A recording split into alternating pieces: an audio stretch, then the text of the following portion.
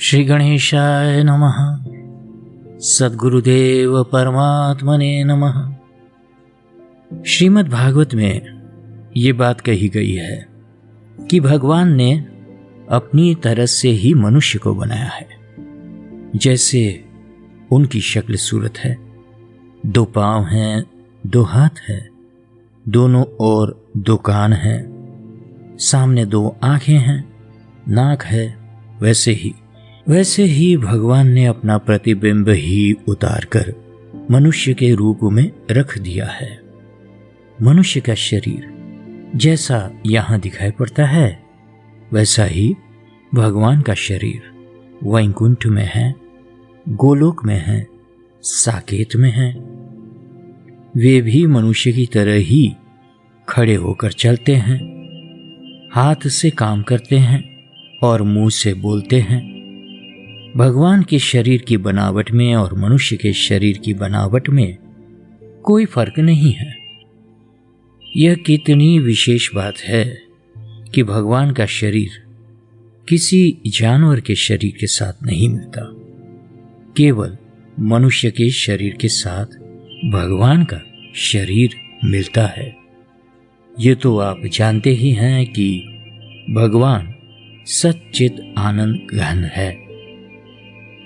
एक बार मनुष्य ने भगवान से पूछा कि भगवान, हमको आपने बनाया तो सही, पर हमें अपनी विशेषताओं का ज्ञान नहीं दिया।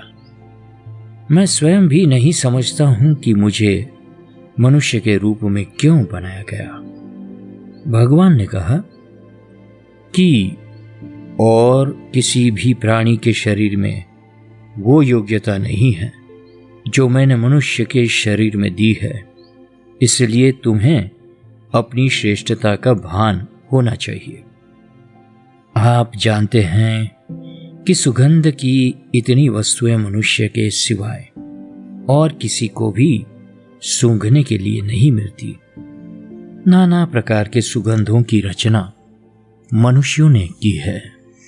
पशु पक्षी वैसे नहीं कर सकते। इनका निर्माण मनुष्य के घरों में होता है, पशु पक्षी के घर में नहीं। मनुष्य के अतिरिक्त किसी अन्य के घर में आग नहीं जलती कि वे रसोई पकाकर खा सके।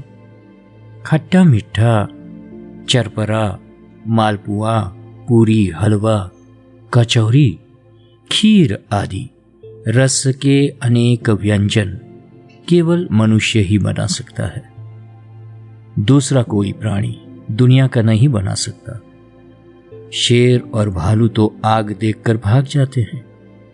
किसी भी पशु पक्षी के घर में आग नहीं जलती। मोटर की, ट्रेन की, प्लेन की, मकान की ये जो रचना है, कारीगरी है, किसी और को नहीं आती। कपड़ा बुनना मनुष्य के सिवाय किसी और को नहीं आता। घर में पंखा लगाकर हवा लेना भी किसी अन्य प्राणी को नहीं आता। ये जो संगीत की कला है, उसके 7 स्वर है, ग्राम है, मूर्छना है, मनुष्य के सिवाय और किसी को नहीं आती। जो नए नए आविष्कार है, वैज्ञानिक और रासायनिक प्रयोग है, ये भी मनुष्य के सिवाय और किसी को नहीं आते। इसलिए मनुष्य को केवल पशु के समान समझकर जो लोग इसके धर्म, नियम और रहनी सहनी की व्यवस्था करना चाहते हैं, वे बिल्कुल गलत करते हैं। मनुष्य सब प्राणियों से बिल्कुल विलक्षण प्राणी है और भगवान ने इसको ऐसी योग्यता दी है जो और किसी प्राणी को नहीं दी। वेद शास्त्र मनुष्य पढ़ सकता है।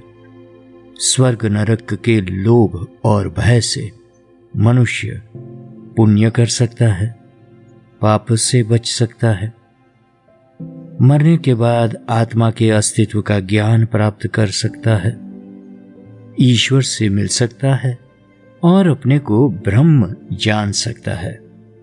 ब्रह्मा अवलोकधीषणम मुदमात्म देवः। एक मनुष्य ही ऐसा है जो अपने को देह से अलग समझकर ब्रह्म से एक अनुभव कर सके। ये योग्यता सिवाय मनुष्य के और किसी में नहीं है, परंतु हमारे संचित कर्मों की इतनी बड़ी राशि है कि भगवान भी यदि इसका पता लगाना चाहे तो नहीं लगा सकते। हमारे संचित कर्मों का आदि अंत भगवान को नहीं दिखाई पड़ता। यदि आप कहें कि ये कहना बड़ी हिमाकत की बात है कि भगवान को भी हमारे संचित कर्मों का आदि अंत नहीं मालूम पड़ता, क्या भगवान अज्ञानी है?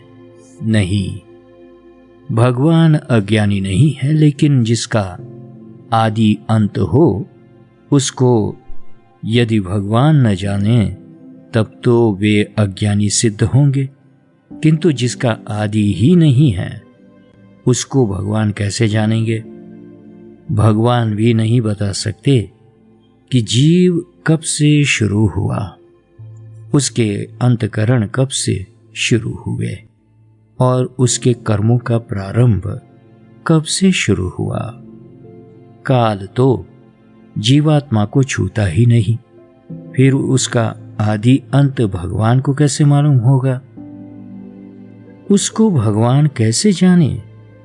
यहां कहने का मतलब यह है कि इतने आद्यंतहीन कर्मकलाप जीव के सामने आकर खड़े होते हैं कि उनका फल भोगते भोगते उसको कभी छुटकारा नहीं मिल सकता। ये देखकर भगवान करुणा से द्रवित हो जाते हैं, इनका दिल पिघल जाता है और वे जीव के कल्याण के लिए उसको मनुष्य का शरीर देते हैं। इसलिए गोस्वामी तुलसीदास जी कहते हैं, कबहुक करी करुणा नर देही, देत ईस बिनु हेतु सनेही। इसका अर्थ ये है कि कर्मों की गिनती करने पर तो अभी मनुष्य होने का नंबर आता नहीं दिखता, और पता नहीं भविष्य में कब नंबर आएगा कि हम मनुष्य बन सकेंगे। लेकिन भगवान करुणा करके बीच में ही आगे पीछे के कर्मों को हटाकर बिना नंबर के ही पक्षपात करके हमको मनुष्य का शरीर दे देते हैं, क्योंकि वे बिना कारण के ही हमारे ऊपर बहुत स्नेह करते हैं। देखो, अब तक मैंने कोई ऐसा चम्मच ही नहीं देखा जो हमारे हाथ की बराबरी कर सकता हो। उससे हम होम करते हैं, भोजन करते हैं। भले ही आप चम्मच से खाते हो, पर उंगलियों में जितने मोड़ है, हथेली में जितने मोड़ है और उसमें जैसी सफाई है, उसकी बराबरी चम्मच क्या कर सकते हैं। और चम्मच को भी तो हाथ की उंगलियां ही पकड़ती है। यदि इन उंगलियों में मोड़ न हो तो चम्मच कैसे पकड़ सकता है। आप चाहे कैसा भी चश्मा लगाएं, दूरबीन लगाएं, पर यदि आंखें ही न हो तो आपको क्या दिखाई पड़ेगा। आंखें है इसलिए चश्मा देखता है, दूरबीन देखता है। ऐसी रचना है भगवान की। ये दिल, ये दिमाग, ये सत का अंश जीवन, ये चित्त का अंश बुद्धि, ये आनंद का अंश मुस्कान, ये तरह तरह के आविष्कार और आनंद लेने की पद्धतियां, इन सब की प्राप्ति मनुष्य को बपौती में हुई है। भगवान का जैसा ज्ञान है, जैसा जीवन है, जैसा आनंद है, जैसा गुण धर्म है, उसका आस्वाद करने के लिए भगवान ने मनुष्य को बनाया है। ये पशु जैसा नहीं है, पक्षी जैसा नहीं है, पेड़ पौधों जैसा नहीं है और कीड़े मकोड़ों जैसा नहीं है। भगवान की अद्भुत कलाकृति में उनका ये अचिंत्य रचना कौशल मनुष्य शरीर के रूपों में प्राप्त हुआ है। इसमें ऐसी शक्ति है कि कोई भी वस्तु इसके लिए दुर्लभ नहीं है। इसके द्वारा धन चाहिए तो धन लो, लोभ चाहिए तो भोग लो, धर्म चाहिए तो धर्म लो, मोक्ष चाहिए तो मोक्ष लो, और भगवान के प्रेम में डूबना चाहो तो डूब लो। पर जब मनुष्य पशुओं की नकल करने लगता है कि पशु ऐसे रहते हैं तो हम भी ऐसे रहें, और पशु ऐसा खाते हैं तो हम भी ऐसा खाएं, तब वो अपनी विशेषता को गंवा बैठता है। इसलिए मनुष्य को अपना जीवन ऐसे ढंग से व्यतीत करना चाहिए जिसमें उसकी विशेषता का नाश न हो। मैंने किसी पुराने ग्रंथ में पढ़ा था कि योग्यता वच्छिन्ना धर्मिणः शक्तिरेव धर्मः। इसमें मनुष्य का धर्म क्या है, इस प्रश्न के उत्तर में धर्म की परिभाषा ये की गई है कि मनुष्य को भगवान ने जो योग्यता दी है उस योग्यता के अनुरूप जीवन में शक्ति सुरक्षित रहे। यही धर्म का रूप है। जैसे हम आम का पेड़ लगाते हैं तो उसमें आम का ही फल लगना चाहिए, और वहाँ लंगड़ा है तो लंगड़ा, दशहरी है तो दशहरी, और हाफूज है तो हाफूज। मतलब ये है कि जिस किस्म का वो आम है उसी किस्म का फल उसमें लगना चाहिए, तभी उसमें आम का धर्म सुरक्षित है। अन्यथा यदि उसमें वो फल लगना बंद हो गया तो आम के धर्म में परिवर्तन हो गया। आगे चलकर वो बंध्य हो जाएगा, बांझ हो जाएगा और फल नहीं देगा। जैसे आंख का धर्म है रूप देखना, कान का धर्म है शब्द सुनना, नाक का धर्म है सुगंध ग्रहण करना, और जीभ का धर्म है रस लेना। वैसे ही मनुष्य का धर्म है अपनी इन इंद्रियों को, अपने इस मन को, अपनी बुद्धि को, अपने आनंद को सुरक्षित रखना। भगवान ने जो योग्यता देकर आपको इस धरती पर भेजा है उसके अनुरूप यदि आप आचरण नहीं करते और उस योग्यता को खो देते हैं तो आप धर्म से गिर जाते हैं, धर्म से भ्रष्ट हो जाते हैं। यदि आपको धर्म की बात सुनकर जचती न हो तो मैं बीच में वैशेषिक दर्शन की थोड़ी सी बात सुना देता हूं। उसमें वस्तुओं के धर्म का वर्णन है। किसी वस्तु के साधर्म्य को देखकर उसके स्वरूप का निर्णय किया जाता है और वैधर्म्य को देखकर उस वस्तु को अलग किया जाता है। संखिया का धर्म अलग है, अंगूर का धर्म अलग है, करेले का धर्म अलग है, और इसी धर्म के अनुसार इनका उपयोग है। सन 33-34 की बात है। एक बार ये प्रश्न मेरे मन में उठा था कि पृथ्वी का धर्म है लोगों को धारण करना, जल का धर्म है तृप्त करना, अग्नि का धर्म है ऊष्मा को बनाए रखना, सूर्य का धर्म है प्रकाश देना, वायु का धर्म है प्राण देना, और आकाश का धर्म है शब्द देना, अवकाश देना।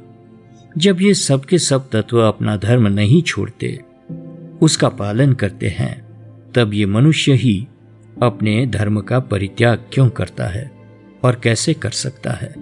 ये धर्म त्याग, ये धर्म परिवर्तन क्या होता है?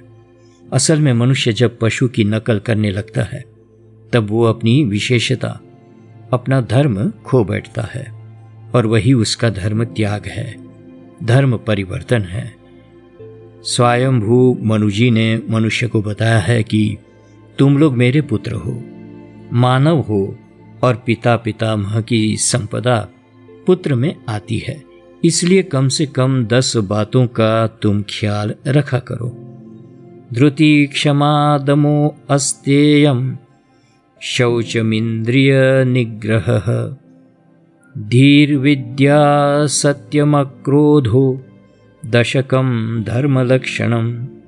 पहली बात यह है कि यदि कभी तुम्हारे ऊपर कोई संकट आए तो तुम घबराया न करो। लेकिन तुम तो मेरे बेटे होकर भी जरा सा संकट आया नहीं, विपत्ति आई नहीं कि बेहद घबरा जाते हो। ये हमारे वंश के अनुरूप नहीं है। देखो, ये बात मनु जी ने यूं ही नहीं कही। एक बार वे स्वयं अपनी पत्नी शतरूपा के साथ सुनंदा नदी के तट पर तपस्या कर रहे थे। उनको देखकर राक्षस लोग उनको खाने के लिए दौड़े, लेकिन वे बिल्कुल घबराए नहीं, अचल हो गए और ईशावास्य उपनिषद के इस मंत्र का जप करने लगे। ईशावास्य मिदं सर्वम। फिर जब भगवान ने देखा कि वाह, ये तो अपने धर्म का ठीक ठीक पालन कर रहा है और राक्षस लोग इसे मार डालना चाहते हैं, तब वे तुरंत चक्र लेकर आए और उन्होंने मनु शतरूपा की रक्षा की। इसलिए हमारी जो घबराहट है ये मानव धर्म के विपरीत है। एक सज्जन कहीं यात्रा कर रहे थे। चलते चलते किसी जंगल में फंसकर रास्ता भूल गए। उन्होंने सोचा कि रात का समय है, क्या करें, क्यों न यहीं बैठ जाएं और जब रात बीत जाएगी तब चले चलेंगे। आप जानते ही हैं कि संकट का समय, विपत्ति का अवसर कितना लंबा लगता है। इसलिए कहा गया है कि दुखी तस्य निशा कल्पः सुखी तस्य निशा क्षणम। दार्शनिकों ने जहां काल के वास्तविक द्रव्य देने का खंडन किया है और कहा कि काल कोई वस्तु है ही नहीं, वहां वे ये भी कहते हैं कि यदि आदमी के घर दुख पड़ा हो तो उसको एक रात 6 महीने के बराबर मालूम पड़ती है, और यदि उसके घर में सुख हो, वह संगीत सुन रहा हो, गाने बजाने लगा हो, आनंद में हो, तो रात कब बीत गई उसका पता ही नहीं चलता। सुखी आदमी के लिए रात क्षण भर की हो जाती है और दुखी आदमी के लिए रात 6 महीने की हो जाती है। इस प्रकार काल मन का एक संवेदन है। अब जब वे सज्जन रात को जंगल में घिर गए और वहीं बैठकर रात बिताने की प्रतीक्षा करने लगे, तब रात बीते ही नहीं। कहने लगे कि आज की रात तो महाकल्प की रात हो गई है, पता नहीं कब बीतेगी। उनको एक एक क्षण भारी पड़ने लगा। घड़ी तो उनके हाथ में भी नहीं। लगभग 4 बजे का समय होते होते वे इतने घबरा गए कि मरने के लिए तैयार हो गए। बोले कि अब तो मैं फांसी लगाकर मर जाऊंगा, क्योंकि ये रात कटे नहीं कटती है। जब वे बहुत घबरा गए तब मनु जी ने आकाशवाणी में कहा कि बेटा, धैर्य धारण करो, घबराओ मत। सारी रात बीत चुकी है, 4था पहर है और इसमें भी 2 घड़ी बाकी रह गई है। जब ये आकाशवाणी हुई तब उस सज्जन के मन में धैर्य आया। उसने कहा कि अच्छा हुआ, सारी रात कट गई और अब सिर्फ 2 घड़ी बाकी है।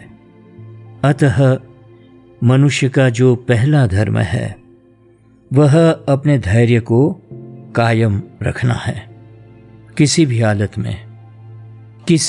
हालत में अपने धैर्य नहीं खोना चाहिए।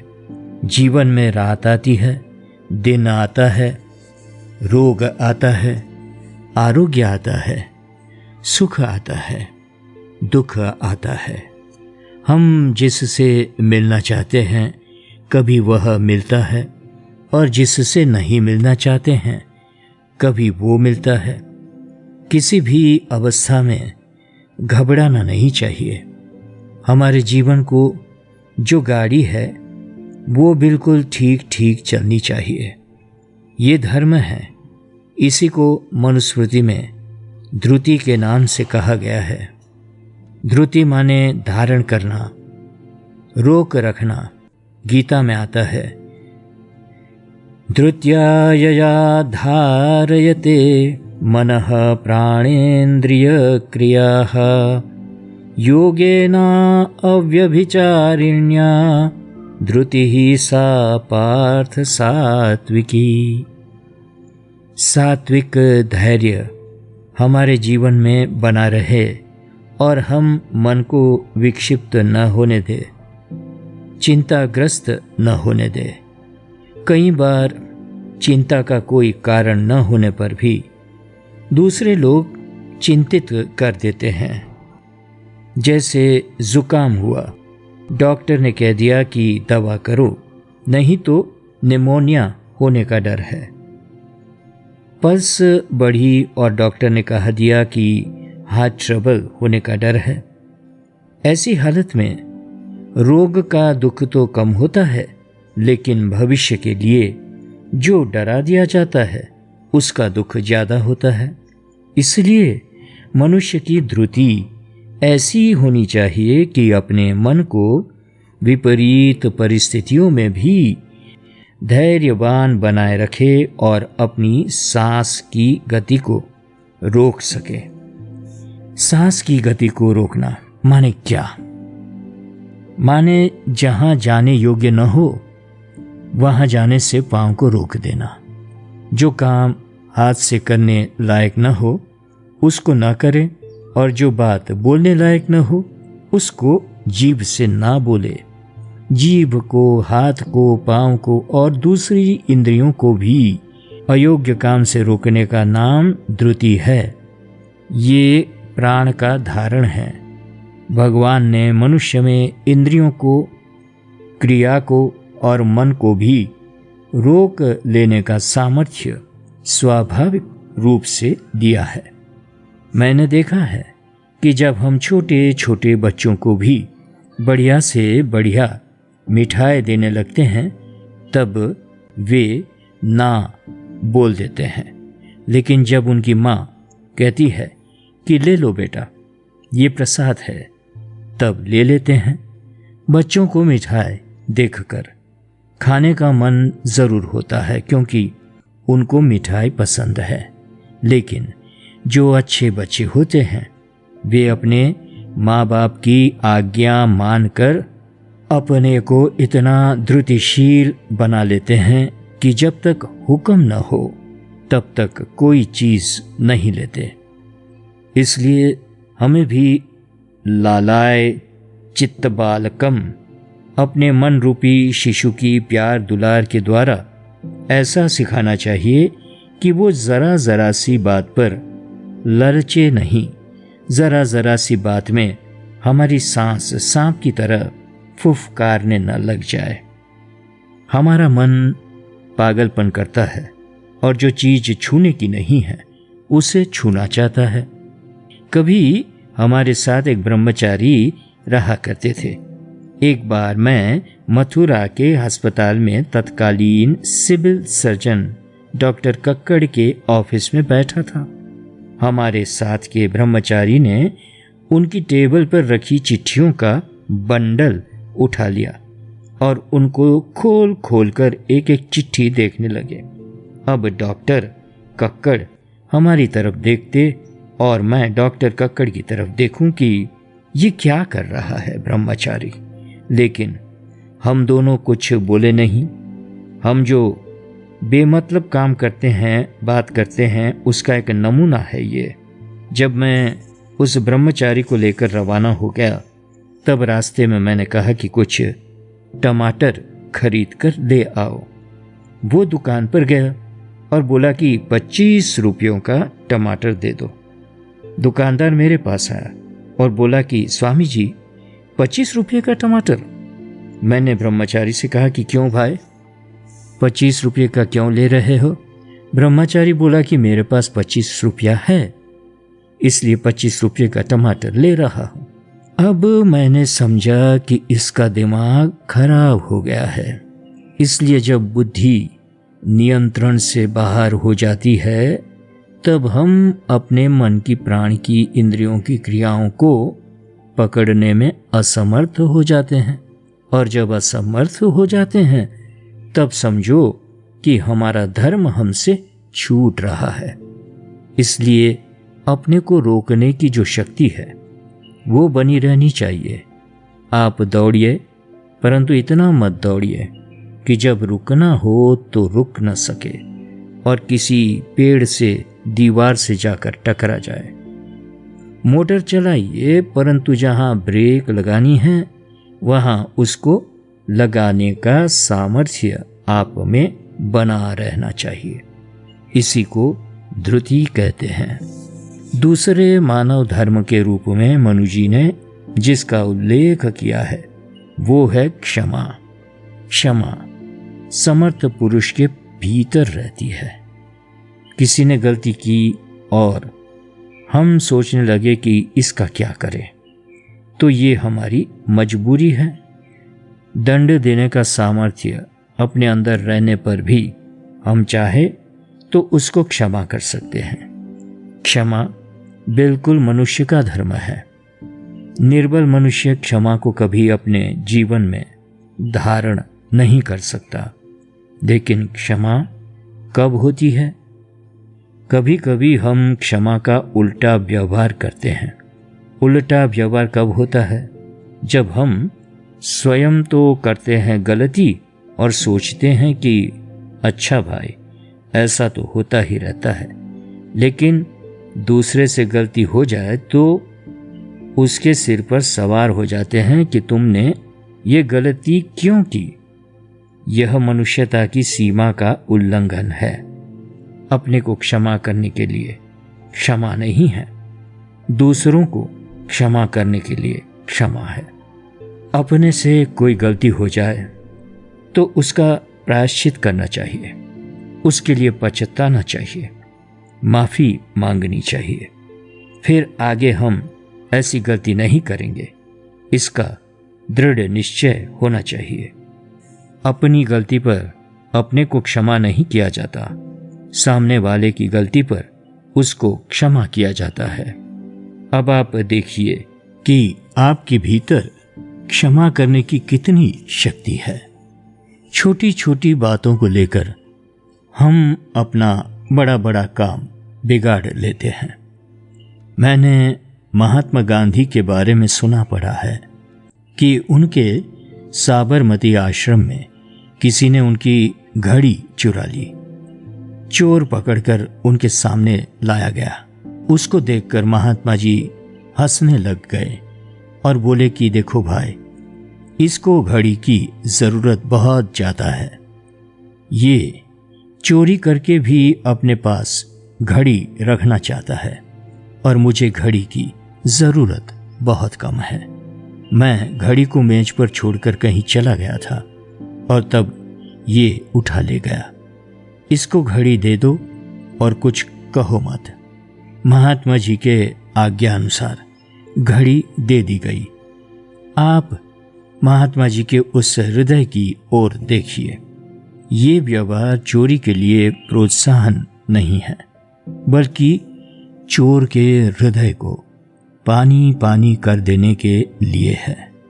अगर आप दंड देना शुरू करें तो सबसे ज्यादा दंडनीय निकलेंगे आप, क्योंकि आप अपने सब अपराधों को, सब अवगुणों को अच्छी तरह जानते हैं। आपसे कम दोषी निकलेंगे आपके घर वाले, पत्नी, पुत्री और बेटा आदि। फिर आप किसको किसको दंड देंगे?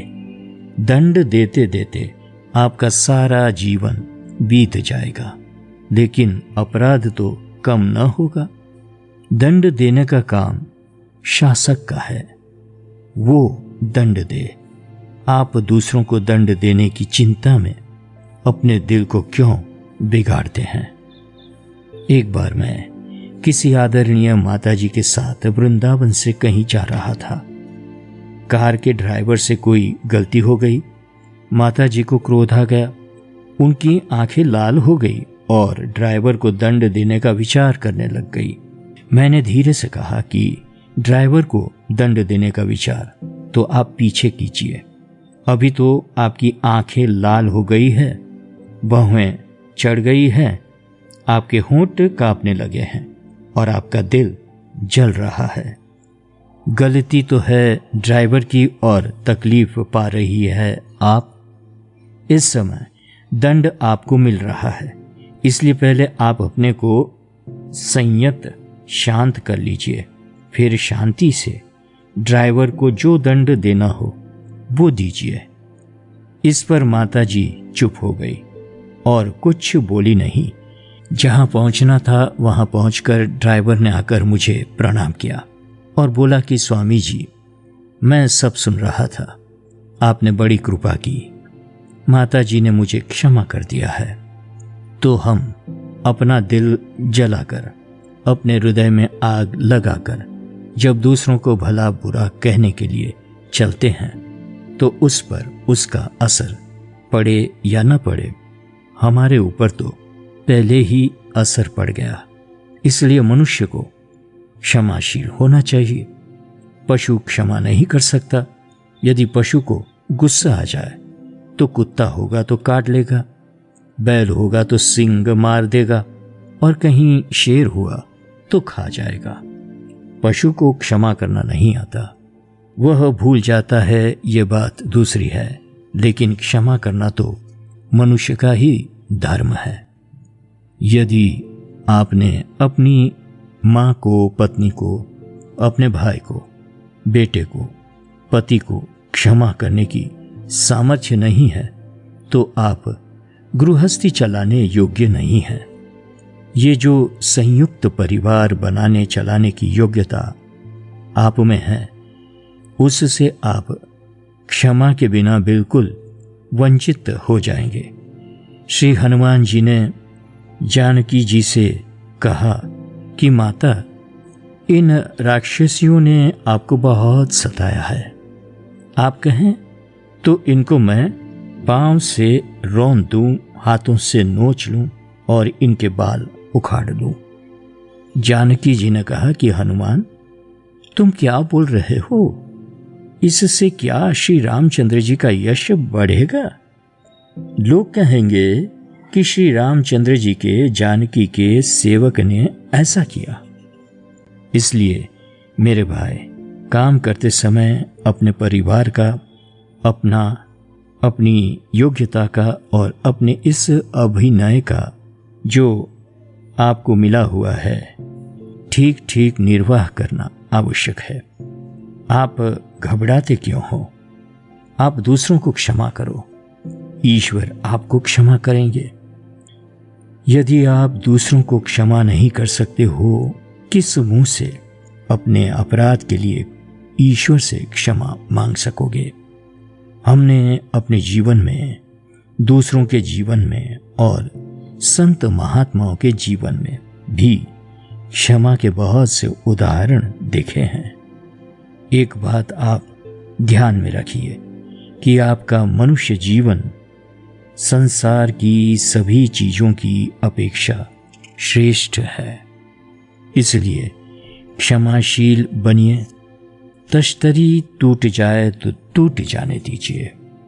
घर में बिस्तर ठीक नहीं बिछा हुआ है तो फिर से बिछा लीजिए, उसको साफ करवा लीजिए, लेकिन श्रम करने वाले मनुष्य को नीच मत समझिए। उसमें वो योग्यता है कि उसके अंदर ईश्वर प्रकट हो सकता है।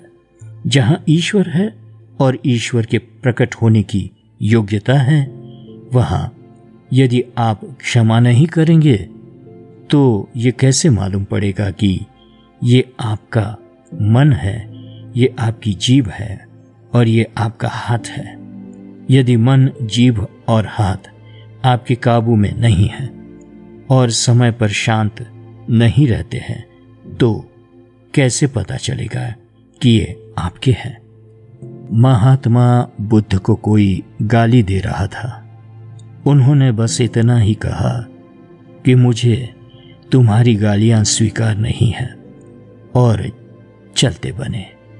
एक महात्मा को मैंने देखा है, कोई उनकी निंदा उनके सामने ही करने लगा।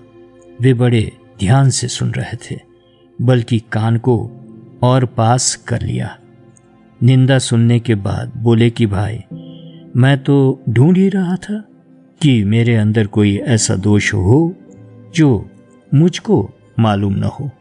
आज तुमने जो दोष बताए वे सब तो हमारे अंदर है ही। मैं इनको जानता हूं और दूर करने की कोशिश भी करता हूं, परंतु तुमने कोई नया दोष अभी तक नहीं बताया, इसलिए और बोलो कि मैं अपने बारे में सावधान हो जाऊं। आप जानते हैं कि दोषों की सफाई देने का क्या अर्थ है। अद्भुत मनोविज्ञान है इसका। दोष घटित होने से पहले उसकी सफाई का ज्ञान नहीं रहता। जब दोष कर लेते हैं तब अकल से सोचते हैं कि हमने जो गलती की है उसकी वजह क्या बताना है। आप ध्यान करके देख लेना कि हम लोग गलती करने के बाद उसकी वजह सोचते हैं। ये वकालत है, वकील का काम है, जज का काम नहीं है। अच्छा, गलती की सफाई देने का मतलब क्या है? यही है कि गलती को सकारण बताना और ये सिद्ध करना कि हमने इस कारण से ऐसी गलती की। लेकिन जब कारण से गलती की गई तो वो गलती कहाँ हुई? आप तो ये कह रहे हैं कि हमने गलती नहीं की, इसलिए हमारा शास्त्रीय विधान है कि अपने अंदर जो दोष हो उसको दिल से स्वीकार करके आगे वो दोष न हो, इसके लिए सावधान रहना चाहिए। अब मनु जी के कथा अनुसार तीसरा मानव धर्म दम है। इस संबंध में ये बात है कि हमें उत्तेजित करने वाले लोग तो बहुत मिलते हैं, लेकिन हमारे साथ वास्तविक सहृदयता प्रकट करने वाले बहुत कम। मुझे याद है कि मैं एक बार बचपन में नीचे देखे बिना चल रहा था तो ठोकर लगी और मैं गिर पड़ा। इस पर मेरे बाबा ने कहा कि अरे, कहीं चोट तो नहीं लगी बेटा? ये नहीं कहा कि देखकर क्यों नहीं चलते। आप इस बात पर ध्यान दीजिए कि किसी की गलती पकड़ लेना या बता देना तो बहुत सुगम है, लेकिन उसको वो गलती करने से जो दुख हुआ है उसमें सहानुभूति प्रकट करना कठिन है। आखिर गलती करने वाले को अपनी गलती मालूम होने पर भी तो दुख हो सकता है। इसलिए आप ये देखिए कि उस दुख को दूर करने का प्रयास करते हैं कि उस गलती को जो दुख है उस पर और दुख डालते हैं। विचार करने पर आप अपने भीतर दूसरी बात ही पाएंगे। मनुष्य का धर्म बहुत विलक्षण है। हम चाहते हैं कि हमारे सामने हमें उत्तेजित करने का कोई अवसर न आए, हमें कोई उत्तेजित न करे। ऐसा नहीं कि केवल दुश्मन ही हमें उत्तेजित करते हैं। लोग जब बढ़िया बढ़िया भोजन लाकर हमारे सामने रखते हैं तब हमारी जीभ को उत्तेजित करते हैं। जब हमारी तारीफ करते हैं तब हमारे कान को उत्तेजित करते हैं, और जब अपनी सुंदरता दिखाने के लिए सामने आते हैं तब हमारी आंखों को उत्तेजित करते हैं। ये हमारी सोती हुई इंद्रियों को उकसाने और उत्तेजित करने का ही तो काम है। जब हम भोजन के साथ मिर्ची, मसाला, चटनी आदि लेते हैं तब हमारी जिह्वा में स्थित स्वाद ग्रहण करने की शक्ति को वैसे ही उकसाते हैं जैसे दिए को उसकी ज्योति मंद हो जाने पर उकसाते हैं। उसी समय मनुष्य के धर्म का पता चलता है। एक बहुत पुरानी बात आज से करीब करीब 60 वर्ष पहले की है। उस समय हमारा गांव गाजीपुर जिले में पड़ता था और मैं वहां कभी कभी अपने बाबा के साथ जाया करता था। वहां एक मुकदमा चल रहा था। उसमें ठाकुर प्रसिद्ध नारायण सिंह को गवाही देनी थी। वे बहुत बड़े बुद्धिमान थे। 20 पुस्तकें उन्होंने लिखी थी। कानून के भी बहुत बड़े जानकार थे। उस समय जिले में उनके जैसा पढ़ा लिखा और कोई नहीं था। कहने का मतलब यह है कि जब प्रतिपक्षी वकील उनसे जिरह करता तब वो क्या सोचकर जिरह करता है, इसको वे पहले ही समझ जाते और उत्तर दे देते।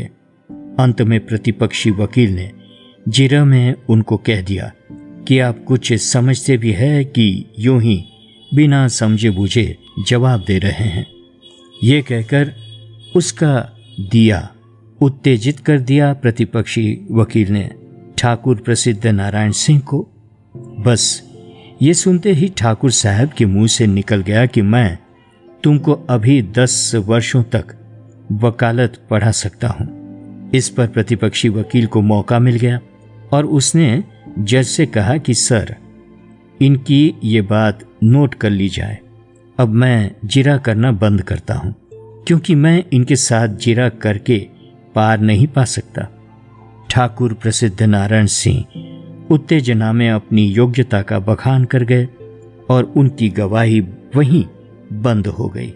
इसी तरह आपको संसार के लोग उकसाना चाहते हैं, उत्तेजित करना चाहते हैं। यदि आप उस उत्तेजना के फंदे में फंस गए तो समझिए कि आपका काम बिगड़ गया। हमारे एक मित्र थे। वे कहते थे कि मैंने अपने MA का प्रमाण पत्र फाड़कर गंगा जी में फेंक दिया है। कभी कभी वे ये भी कहते थे कि मैं बड़ा शांत, बड़ा त्यागी, बड़ा प्रेमी, बड़ा भक्त हूं। एक दिन मेरे मन में शरारत सूझी और मैंने कह दिया कि बेचारे ने किसी तरह MA पास कर लिया होगा, प्रमाण पत्र गंगा जी में फेंक दिया तो क्या हुआ। ये सुनकर वे ऐसे चिढ़े कि मत पूछिए। बोले कि अभी तो मैं तुमको 10 वर्षों तक पढ़ा सकता हूं। इस पर श्री लक्ष्मी नारायण जी गर्दे ने कहा कि अरे भाई, इतना नाराज क्यों होते हो? तुमने अपना प्रमाण पत्र गंगा जी में नहीं फेंका है, उसको तो तुमने अपने कलेजे में छिपा कर रखा है। कहने का मतलब ये है कि हमने उनको उत्तेजित कर दिया, उत्तेजना दे दी और उनका अभिमान बाहर निकल आया। ऐसे ही अवसरों पर दम का उपयोग है। दम का क्या अर्थ है? यही अर्थ होता है कि उत्तेजना का प्रसंग आने पर भी उत्तेजित नहीं होना। मनु जी ने मनुष्य के लिए जो 10 धर्म बतलाए हैं, इन्हीं से मानवता स्पष्ट होती है। ये मानवता के संपोषण की प्रक्रिया है, शैली है कि अपने भीतर धृति शक्ति बनी रहे। हम घबराए नहीं, दूसरे के भी अपराध को अपने अपराध के समान समझकर क्षमा करें, उसके निवारण का विचार करें और आगे उसमें वो अपराध की प्रवृत्ति न रहे, इसके लिए उसको बहुत प्रेम से समझाएं। जैसे अपने बेटे को समझाते हैं, अपनी बेटी को समझाते हैं, वैसे ही अपराधी को भी समझाएं। और कोई कितना भी उत्तेजित करे परंतु स्वयं उत्तेजित ना हो। ब्रह्मा जी ने एक अक्षर द का 3 बार उच्चारण करके देवताओं से पूछा कि क्या समझे।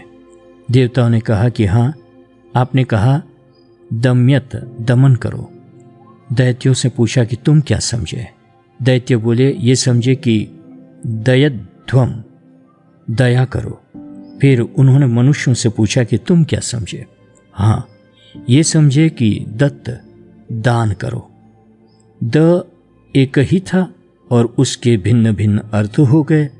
अतः आप मानवता को नष्ट करने वाला कोई गुण धर्म अपने अंदर मत रहने दीजिए।